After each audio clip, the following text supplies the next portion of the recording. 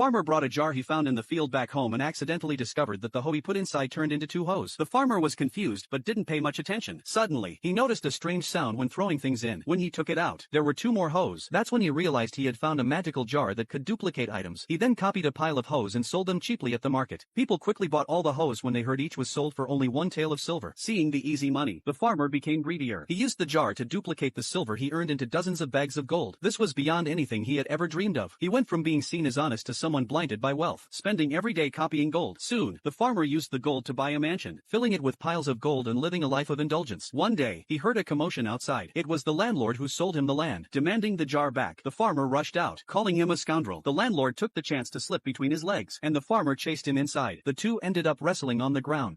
The servants reported the fight to the authorities. Even in front of the magistrate, the two continued fighting over the jar. The magistrate, seeing two grown men fighting over something so trivial, asked for an explanation. The farmer explained he found a magical jar in the field that could double items endlessly. The landlord interrupted, saying he sold only the land, not the jar. The magistrate stopped them and curiously threw in a fan. It really turned into two fans. The nearby guards were stunned. To test it, the magistrate threw in two more fans, and four came out. He was now convinced it was a magical jar and started wanting it for himself.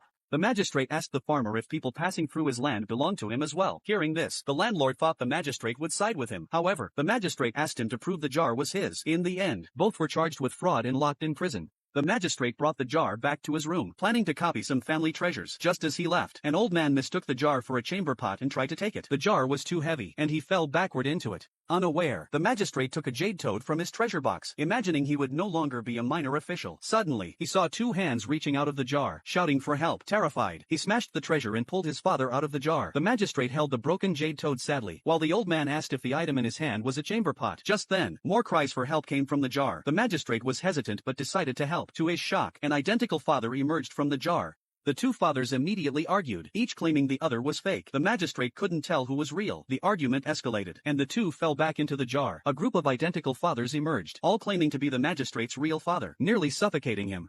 Helpless, the magistrate pushed his way outside and hid in the prison. The farmer and landlord mocked him for being so greedy. The magistrate admitted his mistake and smashed the jar on the floor in the main hall. A green mist rose, and the duplicated fathers turned into bubbles and disappeared, leaving only the real father. The magistrate ran forward, apologizing, and both learned their lesson.